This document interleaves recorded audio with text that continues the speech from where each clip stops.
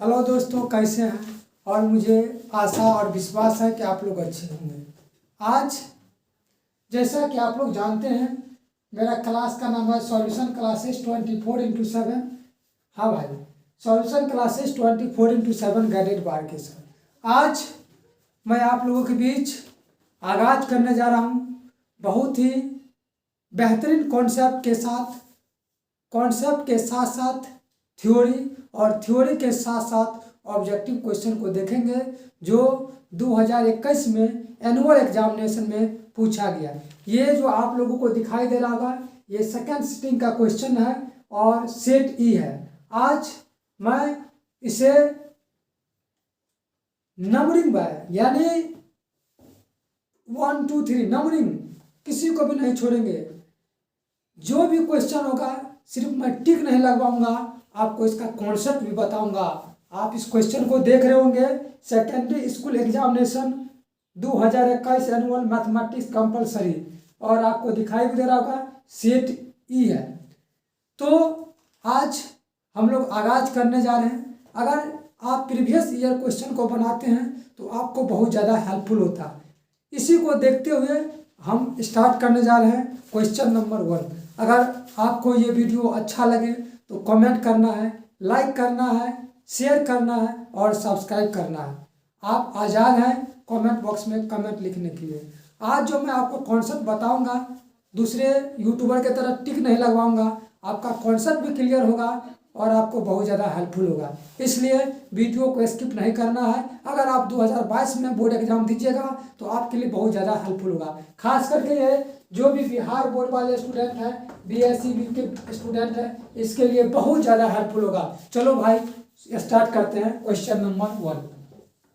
Question number 1 कर रहा है, जैसा कि आप लोग देख रहे होंगे, एक घनाभ की लंबाई, चौड़ाई और ऊंचाई 10 सेंटीमीटर, 8 सेंटीमीटर, 6 सेंटीमीटर है। इसका विकर्ण क्या होगा। क्वेश्चन आपको दिखाई दे रहा होगा, बिल्कुल देख लीजिए क्वेश्चन को गौर से। चलो भाई, कहता है एक घनाभ। सबसे पहले हम घनाभ का कॉन्सेप्ट समझ लेते हैं। कॉन्सेप्ट को भी समझना है बाबू, ठीक ना। आंसर टिक नहीं करवाना है, ठीक ना। चलो भाई, ये जो घनाभ होता है, सबसे पहला क्वेश्चन तो ये आता है कि घनाभ का सतह कैसा होता है। बाबू रे, इसका सतह होता है आयताकार। क्या होता है बाबू? आयताकार। क्या होता है बाबू? आयताकार। कितना सतह होता है? 6 सतह होता है। याद रखना, क्वेश्चन पूछता है। बाबू किनारा कितना होता है? किनारा कितना होता है? इंग्लिश में एज बोलते हैं। कितना होता है बाबू? 12 किनारा। कितना किनारा? वर्टिसेज यानी जिसको शीर्ष बोलते हैं। शीर्ष कितना होता है बाबू? 8 होता है। कितना शीर्ष होता है? 8 होता है। सबसे पहले अगर हम लोग घनाभ का कॉन्सेप्ट जान लेंगे, फिर भी क्वेश्चन आए, चाहे सब्जेक्टिव में पूछे ऑब्जेक्टिव में पूछे, कोई प्रॉब्लम नहीं होगा। सबसे पहले अगर घनाभ है तो घनाभ का जो बाबू आयतन होता है, आयतन भी याद रख लेंगे, LBH। क्या होता है आयतन बाबू? LBH। ये बाबू घनाभ का जो संपूर्ण पृष्ठ क्षेत्रफल होता है, ये याद रखना 2 × LB BH LH। और बाबू रे कर्व सरफेस एरिया जो होता है 2 × L + B × H होता है। ये बाबू जो विकर्ण होता है, जिसको डायगोनल बोलते हैं, ये जो विकर्ण होता है √L² + B² + H²। याद रखना बाबू, मैंने आपको बताया घनाभ का आयतन L × B × H, total surface area 2 × LB BH LH, और curve surface area 2 × L + B × H। विकर्ण होता है √L² + B² + H²। देखिए मैं पूरा कॉन्सेप्ट बता दिया। अब मजाल नहीं है, क्वेश्चन आराम से बनेगा, बेहिचक बनेगा। बाबू ने बताओ, यहाँ लंबाई कितना दिया गया था? 10 सेंटीमीटर, यानी L दिया गया था 10 सेंटीमीटर, B दिया गया था बाबू रे 8 सेंटीमीटर, 8 सेंटीमीटर, और H दिया गया था बाबू कितना सेंटीमीटर? 6 सेंटीमीटर। बोलो बाबू, विकर्ण मांग रहा था। अभी तुरंत लिखे हैं विकर्ण बराबर क्या होता है। विकर्ण बराबर क्या होता है? तो √अंडर बाबू L² + B² + H²। बोलो बाबू 10 का स्क्वायर प्लस बाबू 8 का स्क्वायर प्लस 6 का स्क्वायर। बोलो इतना हो गया बाबू 10 का स्क्वायर 100, 8 का स्क्वायर 64, 6 का स्क्वायर 36। बोलो बाबू कितना हो गया? 200। 200 का कितना हो जाएगा? देखो 2 0 है तो इसका मतलब 2 × 100 लिख सकते हैं। तो 100 का हो गया 10, यानी 10√2 सेंटीमीटर। बताओ बाबू विकर्ण कितना हो गया? 10√2 सेंटीमीटर। देखिए कॉन्सेप्ट भी बताया मैंने, उसके बाद मैंने आपको क्वेश्चन सॉल्व कराया। यानी जो ऑप्शन नंबर ए में है, किसमें है बाबू? ऑप्शन नंबर ए में है। कृपया इसे नोट करें।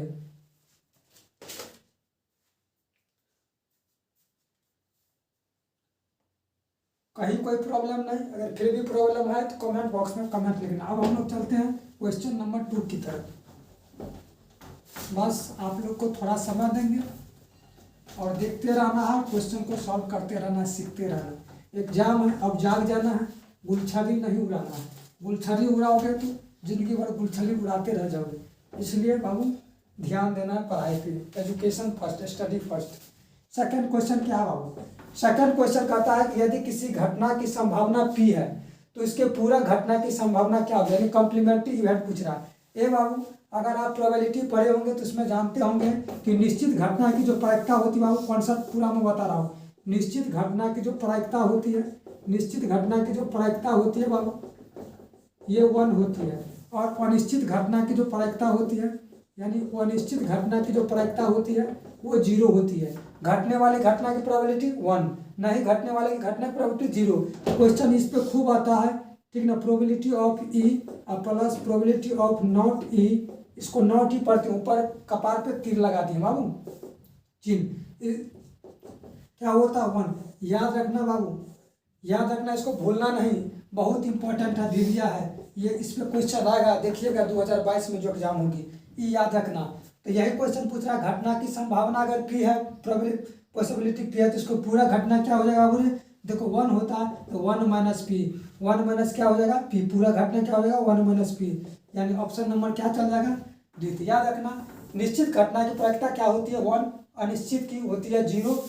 निश्चित प्लस अनिश्चित यानी होने की घटना प्लस नहीं होने की घटना का सम कितना होता है 1। ये एग्जाम में क्वेश्चन पूछा जाता है, इसलिए इसको याद रखना। 0 और 1 के बीच होता है। कभी भी प्रोबेबिलिटी निगेटिव नहीं हो सकता है, कभी प्रोबेबिलिटी 1 से अधिक नहीं हो सकता है, या तो 0 हो सकता है या 1 के अंदर हो सकता है। ये हमेशा बाबू याद रखना, निगेटिव कभी भी नहीं हो सकता है। याद रखना, निश्चित घटना की प्रोबेबिलिटी 1, अनिश्चित की 0, ठीक ना। P plus P not equal to 1, और ये पूछ रहा था कि पूरा घटना की संभावना कितनी होगी, तो 1 में से P को घटा दें, कोई डाउट नहीं। चलो भाई क्वेश्चन नंबर चलते हैं 3 की तरफ।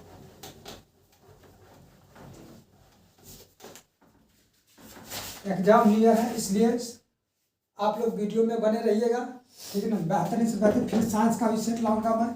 यदि आंकड़ा दिया गया है बाबू 12, 17, 81, 26, 38, 42, 57, 62, जैसा कि आपको क्वेश्चन दिखाई दे रहा होगा। तो इसका पूछ क्या रहा वो परिसर। सबसे पहले परिसर बराबर जान लेंगे क्या होता है, तो क्वेश्चन बन जाएगा। ये बाबू परिसर बराबर होता है उच्चतम मान माइनस क्या होता है बाबू, निम्नतम मान, यानी उच्चतम मान इंग्लिश में बोले तो maximum value minus minimum value. Range बराबर क्या होता है, maximum value minus minimum value. Maximum value आपको दिखाई दे रहा होगा 81, कितना बाबू 81, मिनिमम वैल्यू 12, और माइनस करेगा तो बाबू कितना हो जाएगा 69 is the correct answer. Option number हो जाएगा बाबू डी। तो याद रखना कि रेंज बराबर क्या होता है, maximum value minus minimum value, maximum value minus minimum value. याद रखना, प्रैक्टिस करते रहना, practice max a man perfect. याद रखना बाबू। चलते हैं क्वेश्चन नंबर 4 की तरफ बिना वक्त गंवाए। चलो भाई 4 नंबर क्वेश्चन क्या बोल रहा है, गौर करना है। 4 नंबर क्वेश्चन यहाँ आपको दिखाई दे रहा होगा कि यदि किसी घन का प्रत्येक किनारा L इकाई हो तो उसका संपूर्ण पृष्ठ का क्षेत्रफल कितना होगा। बाबू घन से क्वेश्चन आया है, किससे आया, घन से, इंग्लिश में बोलते हैं क्यूब। अभी हम घन का भी थोड़ा सा कॉन्सेप्ट बता देते हैं, थोड़ा क्या पूरा कॉन्सेप्ट बता देते हैं। घन का बाबू रे प्रत्येक जो सत्ता होता है वर्गाकार होता है। याद रखना, सत्ता कैसा होता है, वर्गाकार होता है। घनाभ का आयताकार, इसका वर्गाकार। कितना सत्ता होता है बाबू, 6 सत्ता होता है। शीर्ष कितना होता है, 8 होता है। कितना शीर्ष होता है, 8। और बाबू किनारा कितना होता है, किनारा होता है 12। याद रखना, घन का संपूर्ण पृष्ठ क्षेत्रफल जो होता है 6 गुना भुजा स्क्वायर, 6 गुना भुजा स्क्वायर। ए जहाँ क्या है, भुजा है, क्या है, जहाँ लिख देते हैं ए बराबर भुजा, 6a square. Curve surface area क्या होता है बाबू, 4a स्क्वायर, ठीक है। और घन का आयतन क्या होता है, वॉल्यूम क्या होता है बाबू, घन का आयतन होता है भुजा क्यू। घन का आयतन क्या होता है, भुजा क्यू। तो यहाँ पूछ रहा संपूर्ण पृष्ठ का क्षेत्रफल कितना होगा, L इकाई इसका दिया गया एज है, तो बोलो संपूर्ण पृष्ठ क्षेत्रफल क्या होता है 6a स्क्वायर। तो यहाँ 6l स्क्वायर हो जाएगा, 6l स्क्वायर। और ऑप्शन नंबर क्या बना के देंगे बाबू बी। तो याद रखना घन में कितना सत्ता कोई पूछे 6 सत्ता, कितना सत्ता बाबू 6, कि शीर्ष कितना 8, किनारा कितना 12, टोटल सरफेस एरिया क्या होता है 6a², curve surface area 4a², volume क्या होता है 1 क्यूब। याद रखना बहुत ज़्यादा इंपॉर्टेंट है। चलो भाई अब क्वेश्चन नंबर हम लोग चलते हैं 5 की तरफ। किसके तरफ बाबू 5 की तरफ। याद रखना मेरे दोस्त बहुत इंपॉर्टेंट थ्योरी के साथ ऑब्जेक्टिव सॉल्व करा रहा हूँ। पूछ रहा है 5 नंबर क्वेश्चन में 5, 4, 13, 9, 8, 9, 9, 11, 14। ये बाबू इसका पूछ रहा है बहुलक क्या होगा, बहुलक क्या होगा। ये बाबू इंग्लिश में मोड बोलते हैं। क्वेश्चन आपको बिल्कुल दिखाई दे रहा होगा, ठीक। अब बाबू नामे है बहुलक, जो बहुतों बार आएगा, यानी सबसे ज़्यादा बार आने वाला है जो नंबर होता है वही बहुलक को शो करता है। सबसे ज़्यादा बार कौन है 9। देखो 9 कितना टाइम्स आया 3 बार। कितना बार आया बाबू 3 बार। इसीलिए बहुलक क्या हो जाएगा, बहुलक क्या हो जाएगा 9 हो जाएगा। मैक्सिमम बार जो आया है गिवन डाटा में, जो मैक्सिमम बार जो नंबर आते हैं वही बहुलक कहलाते हैं। ये बाबू बहुत इंपॉर्टेंट क्वेश्चन। याद रखना एक रिलेशन पूछता है बहुलक बराबर। तो बहुलक बराबर बाबू रिलेशन पूछता है 3 माध्यिका -2 माध्य। ये याद रखना बाबू बहुत इंपॉर्टेंट क्वेश्चन है, ठीक ना। बहुतों बार एग्जाम में पूछा गया, भीरिया लगा लो। बहुलक बराबर 3 माध्यक -2 माध्य, 3 माध्यक -2 माध्य। नोट करो इससे बाबू, बहुत इंपॉर्टेंट क्वेश्चन है। चलो भाई अब हम लोग क्वेश्चन नंबर चलते हैं 6 की तरफ। जहाँ भी डाउट हो वहाँ बोलना है, ठीक ना। इधर उधर ध्यान नहीं देना, बोरा में चल जाएगा ना। इसलिए पढ़ाई फर्स्ट है। आजकल का तो लड़का सब का हम देख रहे हैं दूसरे पढ़ाई करता है। कौन सब गाना गाता बकवास सब हम जानते हैं रे। अरे शादी हो जाता है गर्लफ्रेंड का दिखाता है, सब गलत बात है। कौन गाना गाता है। जब जाई टोरही तो घूंघट उठा के देख ले तो और जनाजा, ठीक ना। बारात से बढ़िया अरे कुछ भी सब गाना नहीं गाना है, ठीक ना। अभी बुलाती है मगर जाने का नहीं। अरे परीक्षा दे दो, भर दिन उसी के साथ रहना, मगन रहना, ठीक ना। अभी उस सब पे ध्यान नहीं देना, उससे बड़ा कुछ नहीं है बाबू, उससे कुछ नहीं, क्षणिक सुख है। कौन केंद्रीय प्रवृत्ति की माप नहीं है, बोलो बाबू। सेंट्रल टेंडेंसी का नहीं, माध्य है, माध्यिका भी है, बहुलक भी है, लेकिन मानक विचलन नहीं है, स्टैंडर्ड डिविएशन नहीं है। तो 6 का डायरेक्ट आंसर क्या देंगे, स्टैंडर्ड डिविएशन नहीं है, ठीक ना। चलो भाई 7 नंबर निश्चित घटना की प्रायिकता क्या होती है, ऑलरेडी बता दिया। निश्चित घटना की प्रायिकता कितनी होती है 1 होती है। क्या होती है 1 होती है, तो इसलिए याद रखना है, ठीक ना। अब इधर उधर ध्यान नहीं देना है, ठीक ना। तो वही वाला बात हो जाएगा। बोलता रोशनी होती चांद से तो सितारों का क्या होता, अरे मोहब्बत एक से होता तो हजारों का क्या होता। अब इस सब पे ध्यान नहीं देना है, ठीक ना। रोशनी बहुतों चीज़ से होता है। जिंदगी से मान लो पूरा रोशनी रोशनी होगा, तब नहीं बोलेगा तो आगे। इसलिए अपने आप में वो टैलेंट पैदा करो। चलो बाबू यदि एक शंकु की त्रिज्या 14 सेंटीमीटर है, इसकी त्रिज्या ऊंचाई 15 सेंटीमीटर है, तो शंकु का संपूर्ण पृष्ठफल क्या होगा, दिखाई दे रहा होगा, दिखाई दे रहा होगा। यार 8 नंबर क्वेश्चन, 8 नंबर क्वेश्चन है बाबू। देखो एक शंकु का पहले मैं कॉन्सेप्ट बता देता हूँ। ये बाबू शंकु है, ठीक ना। शंकु में 2 ऊंचाई होता है, ये h होता है, इसको स्लैंट हाइट बोलते हैं। यहाँ से यहाँ रेडियस हो गया। ये बताओ बाबू, तो शंकु का बात करें तो टोटल सरफेस एरिया जो शंकु का होता है, देखो इधर क्या हो जाएगा pi R plus pi R square. तो पाई आर कॉमन ले लिए तो एल प्लस आर हो गया। कर्व सरफेस एरिया क्या हो गया बाबू पाई आर एल, ठीक है। और वॉल्यूम क्या होता है शंकु का, याद रखना 1/3 पाई आर स्क्वायर एच। तो यहाँ से क्वेश्चन बन जाएगा। तो शंकु का संपूर्ण पृष्ठफल कितना होगा बाबू, तो बताओ क्या लिखे हैं, क्या लिखे हैं formula pi R into L plus R. बोलो बाबू त्रिज्या कितना दिया गया था 14 सेंटीमीटर दिया गया था, एच कितना दिया गया है 15 सेंटीमीटर दिया गया। पाई का वैल्यू रख लो 22/7, रेडियस कितना हो गया 14, एल कितना हो गया बाबू, सॉरी त्रिज्या ऊंचाई दिया गया, सॉरी भाई त्रिज्या ऊंचाई स्लैंट हाइट दिया गया है 15 सेंटीमीटर, आइए हो गया 14 सेंटीमीटर। 7 दूनी 14, 22 दूनी 44, 44 गुना 29 करेगा 9 चौका 36, कितना हो गया 9 चौका 36, 4 दूनी 8 3 11, ये कितना हो गया 6 9 29 गुना 44, तो 9 चौका 36, 4 दूनी 8 3 11 116, तो ये हो गया 6 6 1 7 1276। कितना हो गया बाबू? 1276 सेंटीमीटर स्क्वायर। ये याद रखना बाबू। टीएस से कितना गया? Pi R into L plus R. बाबू ने कभी कभी एल पूछ देता है, सलेंट हाइट क्या होता है? एल बराबर याद रखना √एच² प्लस आर स्क्वायर। बहुत काम का चीज़ बता रहे हैं, नोट करो कृपया इसे, बहुत इंपॉर्टेंट चीज़ है, कहीं कोई डाउट नहीं। चलो भाई, अब हम लोग चलते हैं क्वेश्चन नंबर 9 की तरफ। क्वेश्चन नंबर 9 क्या बोल रहा है, इस पर हम लोग गौर करेंगे। क्वेश्चन नंबर 9 बोल रहा है, यदि दो वृत्त की परिधि, ये परिधि का अनुपात दिया गया है। मान के चलो, एगो को मान लिए छोटका, एगो को बड़का मान लिए।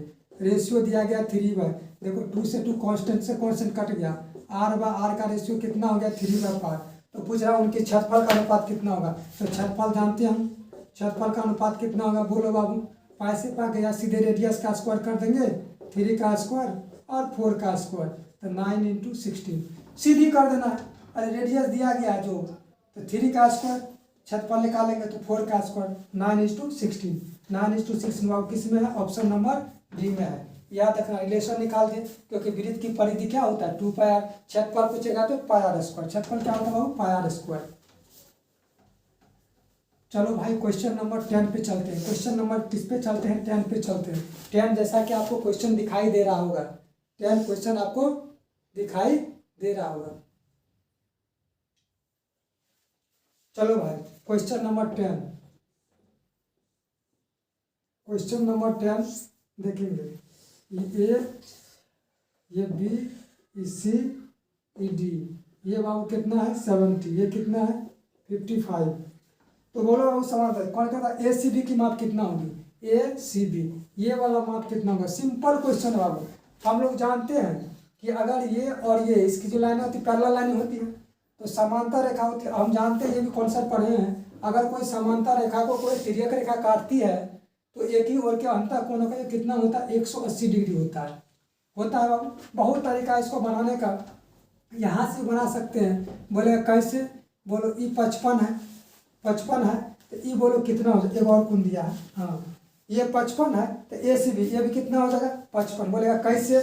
ये देखो बाबू, ये 55 तो ये भी 55, तो एक ही ओर के अंतर कोण का योग ना हो जाएगा 180 डिग्री। 55 55 110 प्लस 70, सीधा देखो कितना कॉन्सेप्ट सिंपल है। 55 55 110 प्लस 70 180, बताओ तो कितना आंसर बना के देंगे? 55, यानी ऑप्शन चला जाएगा ये। ठीक है ना, बहुत तरीका, फिर यहाँ से भी बना सकते हैं, ठीक है ना, कोई दिक्कत नहीं है। ठीक है, यहाँ से ये एंगल निकाल सकते हैं, तो हमको क्या दिक्कत है? ये अगर 55 है तो ये 55 55 110 70 हो गया। चलो भाई, अब हम लोग क्वेश्चन चलते हैं 11 नंबर। किस पे चलते हैं बाबू? 11 नंबर पे। सिर्फ आपको कॉन्सेप्ट याद रहेगा, ज्योमेट्री डिफिकल्ट नहीं लगेगा।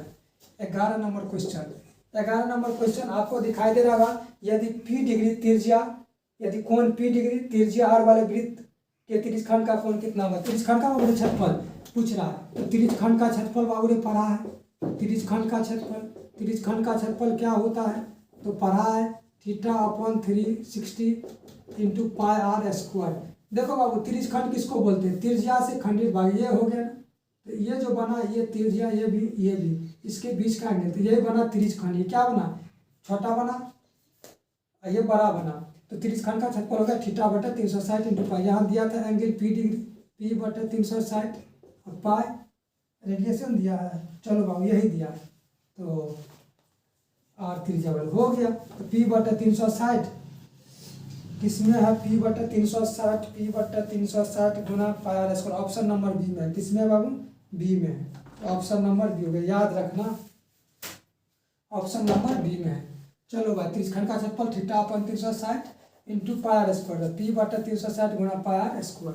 चलो भाई, अब हम लोग क्वेश्चन चलते हैं 12 नंबर पे। क्वेश्चन नंबर 12 कहता है, यदि कि त्रिभुज के दो कोणों का योग तीसरे कोण के बराबर हो, यदि दो कोणों का अंतर 50 डिग्री हो, तब त्रिभुज के कोण कितना हो? सिंपल देखो बाबू, त्रिभुज के दो कोण का योग मान लेते हैं। त्रिभुज में तो हम लोग जानते हैं 3 कोण होता है, A B C, तो दो कोणों का योग तीसरे कोण के बराबर। ए बाबू सिंपल तरीका लगाओ, अगर दो कोण है, दो कोण मान लेते हैं, कोण A और प्लस कोण B, ये तीसरे कोण के बराबर है। ये तुमको अब पता नहीं चला है, ये इसका मतलब दो कोण का योग तीसरे कोण के बराबर होगा, तो ये राइट एंगल बनेगा। बताओ बताओ बताओ, क्या और कंडीशन पे कहीं होगा? नहीं होगा। तो पूछ रहे, यदि किसी त्रिभुज के दो कोण का योग तीसरे कोण के बराबर हो और दो कोण का अंतर 50 भी होना चाहिए। रुक जाओ बाबू, दो कोण का अंतर, यहाँ गलत लगा, दो कोण का अंतर क्या होना चाहिए? 50 भी होना चाहिए, तब क्या होगा? देखो देखो, 70 40 45 45 90 20 70 90 20 70 90। देखो एक ही ऑप्शन में आ रहा है, नहीं दो कोण का योग, ऑप्शन नंबर इसको देख के बनाना पड़ेगा बी नंबर। क्या हो जाएगा बाबू? बी नंबर, क्योंकि 20 डिग्री 70 डिग्री 90 डिग्री। देखो तो दो कोण का योग, देखो 90 पुर गया, ये भी देखो प्रूफ हो गया। दो कोण का योग देखो तीसरे कोण के बराबर हो गया। पूछ रहा अंतर भी 50 होना चाहिए। बोलो बोलो 70 और 20 में कितना का अंतर बाबू? 50 का अंतर। कितना का अंतर? 50 का। ऑप्शन ये क्वेश्चन बनेगा। चलो तो ऑप्शन नंबर हम लोग क्या बना के देंगे? क्या बना के देंगे बाबू? B number. क्या बना के देंगे? बी नंबर, ठीक ना, बी नंबर। कहीं भी डाउट है तो कमेंट बॉक्स में लिखना है। चलो भाई 13 नंबर क्वेश्चन, 13 नंबर क्वेश्चन क्या पूछ रहा है?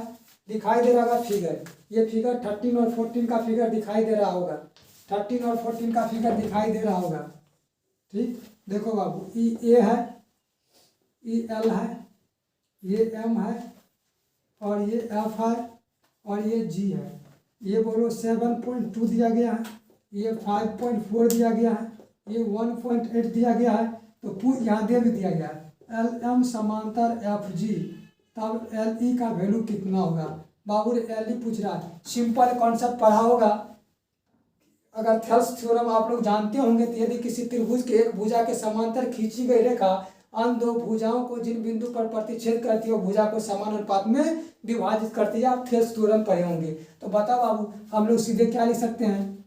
एल ई पूछ रहा है तो एल ई अपॉन रेशियो जो होता है L F equal to E M equal to M G. बोलो बाबू वैल्यू पुट कर दो। तो ये पता नहीं है तो इसको मान लेते एक्स। एल एफ पता है 7.2, ये भी पता है बाबू 1.8, और ये बाबू कितना 5.4। पॉइंट उड़ा दो, पॉइंट से पॉइंट 18 तिया 54, ये कट जाएगा 2.4। बोलो बाबू एक्स का वैल्यू कितना आ गया? 2.4। 2.4 is the correct answer, option number B. कुछ ना, ये थेल्स थ्योरम का कॉन्सेप्ट है। अगर थेल्स थ्योरम यही कहता है, अगर किसी त्रिभुज के एक भुजा के समांतर खींची गई रेखा अन्य दो भुजाओं को जिन बिंदु पर प्रतिच्छेद करती है वह भुजा को समान अनुपात में विभाजित करती है, ये थेल्स थ्योरम कहता है। तो यानी कि L E upon L F equal to E M upon M G. ये इसका रेशियो और इसका रेशियो जो होगा, ये इसका और इसका रेशियो होगा। वैल्यू दिया था, पुट कर दिए और वैल्यू फाइंड कर लिया। एक्स इक्वल टू कितना? 2.4। चलो भाई, ये था क्वेश्चन नंबर कितना बाबू? 13। Question number 13। अब चलते हैं हम लोग क्वेश्चन नंबर 14 की तरफ।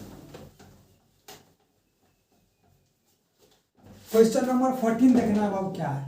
कहता है, देखो आपको अगर दिखाई दे रहा होगा, यदि ओ केंद्र वाले वृत्त में टी ए तथा टी बी दो स्पर्श रेखा है तो इस तरह कि कोण ए टी बी 70 हो तो ए ओ बी कितना होगा? देखो बाबू, ये सर्किल है, ओ केंद्र वाले एक वृत्त है, टी ए तथा टी बी।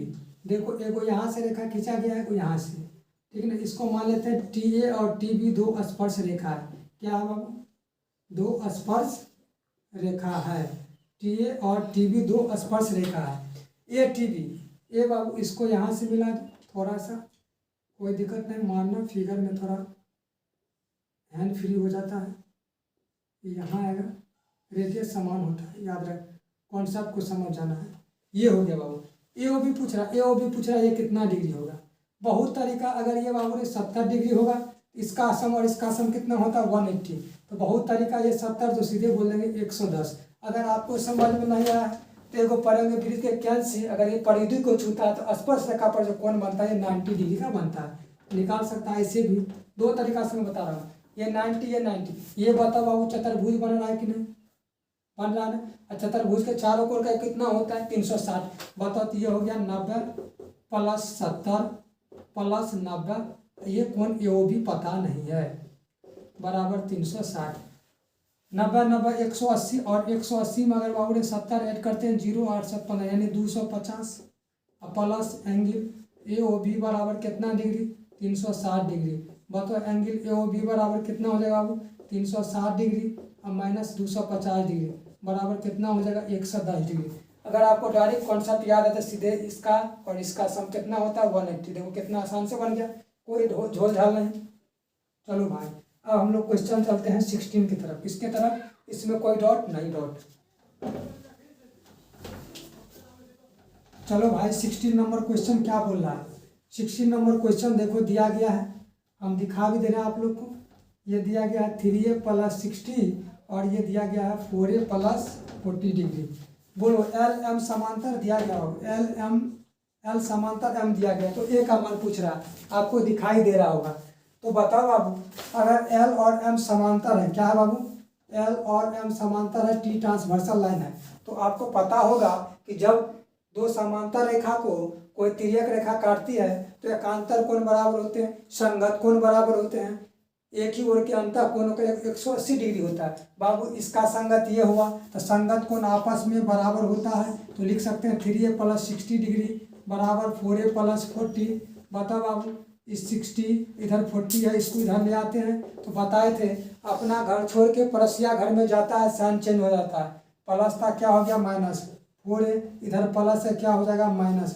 बोलो बाबू 60 में से 40 गया 20, यानी ए बराबर कितना डिग्री? 20 डिग्री। ए बराबर कितना degree? 20 degree. Option number C. तो कॉन्सेप्ट याद रखना, दो समांतर रेखा को कोई तिर्यक रेखा काटती है तो एकांतर कोण बराबर होते हैं, संगत कोण बराबर होते हैं, एक ही ओर के अंतः कोणों का योग 180 डिग्री होता है। ये याद रखना बाबू। फिर मैं इसका कॉन्सेप्ट बता दूंगा, थ्योरी भी बता दूंगा, ठीक है? ये बता ही देता हूँ ताकि बहुत क्वेश्चन इससे पूछता है। देखो बाबू समय लगे कोई दिक्कत नहीं, कॉन्सेप्ट को समझना है। एकांतर कोण पूछेगा, इसमें दो एकांतर होगा, एगो बाह्य एकांतर होगा, बाह्य एकांतर कोण। देखो बाह्य में क्या क्या हुआ, 1 का 7, 1 का क्या हो जाएगा 7, और 1 का 7 हो गया, 4 का 6 कोण, 4 का 6 हो गया। अंतः एकांतर का बात करेगा, बाह्य एकांतर हो गया 1 का 7, 4 का 6। ये बाबू लिख लिए, थोड़ा सा मिटा देना ताकि आप सब कुछ समझ जाइएगा। बाह्य एकांतर हो गया बाबू। अब देखो अंतः एकांतर भी सिखा देते हैं। अंतः एकांतर कोण, अंतः एकांतर कोण भी समान होते हैं। जैसे 3 का 5 कोना कोण लो ना, 3 का 5, 3 का 5, 2 का 8, 2 का 8। संगत कोण बाबू, संगत कोण भी बराबर होते हैं। देखो संगत कैसे लेता है, एक ही ओर करना, 1 का 5, 1 का 5, एक छोड़ के 1 का 5, एगो बाहर वाला संगत में रखना, एगो बाहर वाला एगो भीतर वाला, एगो बाहर वाला एगो भीतर वाला, एगो बाहर वाला एंगल 1 बाहर वाला है तो भीतर वाला लेना, एंगल 5, एंगल 2, एंगल क्या हो गया बाबू, एगो अंदर वाला लिया है तो बाहर वाला एंगल 6। इसी प्रकार इसमें भी लेंगे एंगल 4, तो 4 का कितना हो जाएगा, बाहर वाला तो भीतर वाला। देखो फिर 3 भीतर वाला, तो यहाँ हो गया अंदर वाला। ये हो गया संगत कोण। एक ही ओर का अंतः कोण का क्या बोले 180 डिग्री, यानी एंगल 3 + एंगल 8, यानी एंगल 3 + एंगल 8 कितना डिग्री बाबू 180 डिग्री, और एंगल 2 + एंगल 5 ये भी कितना डिग्री 180 डिग्री। ये आप कॉन्सेप्ट को याद रखिएगा, बहुत ज़्यादा हेल्पफुल करेगा चार्ट ज्योमेट्री बनाने में, ठीक है? कि कैसे नोट करें।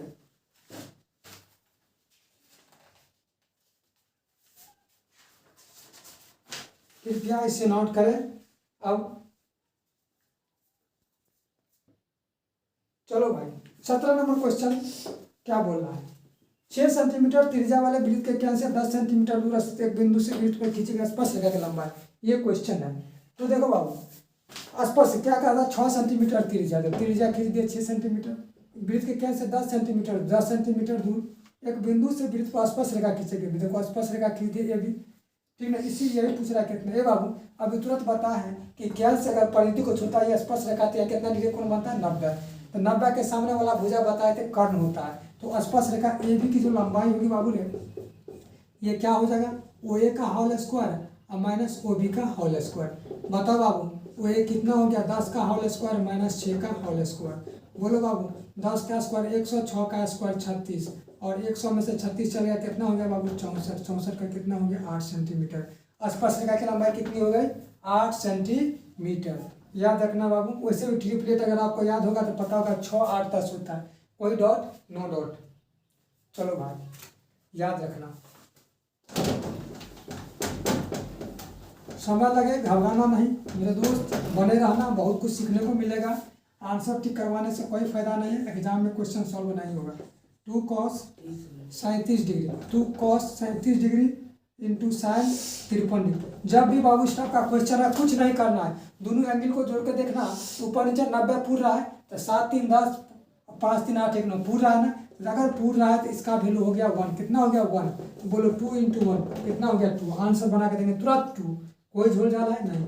जब भी एंगल कम्प्लीमेंट्री एंगल पे बेस्ड होता है किसी एक को चेंज करना है, याद रखना। इसके बाद हम लोग नेक्स्ट वीडियो लेके आएंगे, तब तक के लिए धन्यवाद। भारत माता की जय, जय हिंद, जय भारत। आपको ये वीडियो कैसा लगा आपको जरूर लिखना है, कमेंट बॉक्स में लिखना है। अगर अच्छा लगे तो दोस्तों को भी शेयर करना है, कमेंट करना और सब्सक्राइब करना है। जय हिंद, जय भारत।